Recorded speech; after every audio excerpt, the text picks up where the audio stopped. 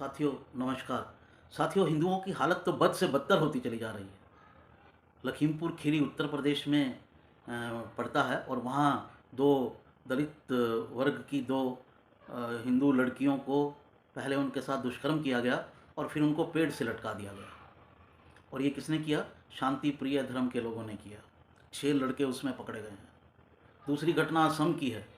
वहाँ पर एक जनजातीय समुदाय, हिंदू जनजातीय समुदाय के लड़के ने एक क्रिश्चियन लड़की से शादी कर ली और उसको ज़बरदस्ती उस पर दबाव डाला गया कि वो क्रिश्चियन बन जाए और ना बनने पर उसको पीट पीट कर मार डाला गया। तीसरी घटना भी सुन लीजिए। महाराष्ट्र के अंदर कुछ साधु जा रहे थे, नागा समुदाय के साधु, और उनके ऊपर ये आरोप लगाते हुए कि ये बच्चे चोर हैं, उनको जमकर पीटा गया। उसके वीडियो भी वायरल हैं। चौथी घटना सुन लीजिए। तमिलनाडु के अंदर वक्फ बोर्ड ने एक हिंदू मंदिर पर कब्जा करने की कोशिश कर रहा है। वक्फ कांग्रेस की जो सरकार थी नरसिम्हा राव की, उसने एक ऐसा कानून बना दिया कि अगर वक्फ बोर्ड किसी धरती पर दावा कर दे तो फिर आपको प्रूव करना पड़ेगा कि नहीं, वो दावा आपका नहीं है, वो वक्फ की ही चलेगी और वक्फ के सामने ही आपको उसको चुनौती देनी होगी। और वक्फ में कौन लोग होते हैं? वक्फ की ज़मीन के सामने 7 लोग होते हैं, सातों के सातों मुस्लिम। गजब देश है साहब, गजब देश है। और हम हिंदुओं पर भी लानत है। इतना कुछ होने के बाद भी हम खड़े नहीं हो पा रहे हैं। समझिए खड़े होने का तरीका। हर सरकारें कभी भी हिंदू मुस्लिम नहीं देखेंगी, वो अपनी सत्ता देखती हैं, चाहे वो कोई सरकार हो।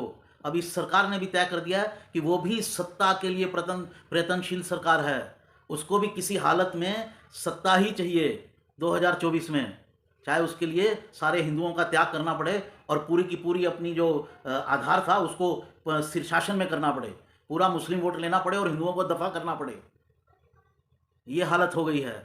किसी मुद्दे पर, मदरसे के मुद्दे पर कल कोई व्यक्ति चैनल पर दिखाई नहीं दिया। बाइट जरूर दी होगी किसी बीजेपी के स्पोक्स पर्सन ने, वो तो आप पहुंच जाएंगे और मुंह के अंदर अगर माइक घुसेड़ ही देंगे तो कुछ ना कुछ तो बोलना ही पड़ेगा। लेकिन उत्तर प्रदेश की सरकार के मदरसा को डिफेंड करने के लिए, मदरसाओं पर जो मदरसे हैं उन पर जो सर्वे का निर्णय है उसे डिफेंड करने के लिए बीजेपी का कोई प्रवक्ता टीवी चैनल पर नहीं था। कुछ दिन पहले भी ऐसा ही हुआ था। तो सरकार से उम्मीद छोड़ दीजिए, मैं बार बार आपको कह रहा हूँ, सरकार से उम्मीद छोड़ दीजिए। 4 घटनाएं एक ही दिन में, 2 दिन में हुई हैं ये जो मैंने गिनाई आपको। अपने अंदर संबल लाइए, खुद इकट्ठा होइए, खुद की ताकत पैदा कीजिए और एकजुट होइए और जो ये घटनाएं हो रही हैं उनका प्रतिकार कीजिए। अगर उस गांव के अंदर जहां पर 2 दलित लड़कियों के साथ ऐसा हुआ, अगर हिंदू इकट्ठे होते तो किसी की हिम्मत थी क्या? किसी की हिम्मत नहीं थी। हिम्मत ही नहीं है। हिम्मत ही नहीं लाएंगे हम लोग आपस में तो हमारा कुछ नहीं हो सकता।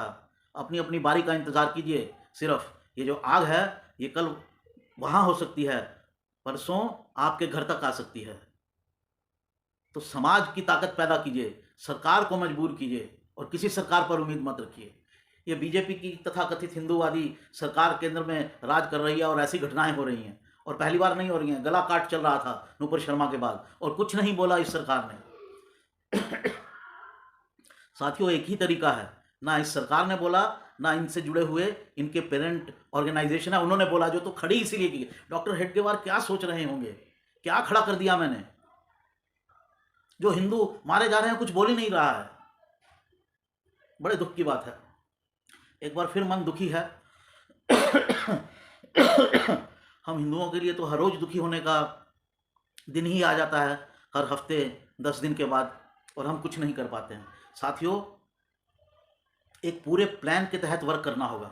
एक पूरा प्लान है मेरे पास कि हम कैसे इकट्ठे हो सकते हैं और 5 साल के अंदर अंदर कैसे परिस्थिति को चेंज कर सकते हैं, बिल्कुल उलट कर सकते हैं परिस्थिति को हम। हमारे पास अब भी इस तरह के साधन और संसाधन है। कोई ऐसा संगठन नहीं है जो हिंदुओं को नेतृत्व देने को तैयार हो। या तो लोग गालियां दे रहे हैं या कुछ ऐसे संत खड़े हो गए हैं कि हिंदू इकट्ठे क्यों नहीं हो रहे और उनको गालियां दे रहे हैं। और जिनको नेतृत्व की कमान सौंपी गई थी वो घर में बैठे हैं। उनको अब पसंद आने लगे हैं पसमानदा और राष्ट्रीय मुस्लिम संगठन और जाने क्या क्या। कब मिला है इनको वोट और कब मिलेगा। हिंदुओं को ज़रूर बर्बाद कर देंगे।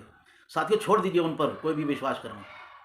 ये शर्म की बात है। एक बार फिर नए सिरे से इकट्ठे होइए, नए नेता पैदा कीजिए, गली गली नेता पैदा कीजिए। पूरा एक प्लान है मेरे पास, जुड़ने की कोशिश कीजिए। जुड़िए तो सही। और अगर हम स्वयं अपने ऊपर अपने कंधों पर भार नहीं लेंगे कि मुझे इस हिंदू धर्म को बचाना है, तो कोई आकर नहीं बचाने वाला है। ये छोड़ दीजिए इन पर विश्वास करना, आरएसएस वीएचपी पर। कुछ नहीं करने वाले हैं ये। और सत्ता को तो आप देख ही रहे हैं। 2 साल से सत्ता से एक नोटिस भेजा गया कि आपकी क्या स्थिति है ज्ञानवापी मामले में। 2 साल से जवाब नहीं दिया है। आदमी की बॉडी लैंग्वेज और पॉलिटिकल नेताओं की तो बॉडी लैंग्वेज बहुत कुछ बताती है। ऐसे हाल हैं। साथियों, जुड़िए, जुड़िए, जुड़िए। हिंदुओं, जुड़िए। जुड़ने से ही काम होगा। आपकी 50 की भीड़ हो तो आप एक शेर को झेल सकते हैं। जो लक्कड़बग्गे होते हैं ना, वो झुंड में आते हैं और शेर को मार देते हैं। शेर नहीं बन सकते तो लक्कड़बग्गे तो बनिए। जंगली कुत्ते होते हैं ना, वो बड़े से बड़े जो है वो उसका शिकार कर लेते हैं, क्योंकि वो झुंड में रहते हैं। और जो शांति प्रिय लोग हैं, वो भी कोई बहुत बड़े शेर नहीं हैं, वो भी झुंड में ही काम करते हैं। उनको झुंड में रहना सिखाया गया है। वो झुंड से हमलावर का किस पर हमला करते हैं और उसका शिकार करते हैं। आप भी झुंड में रहना सीखिए। जुड़िए साथियों, जुड़िए। नमस्कार।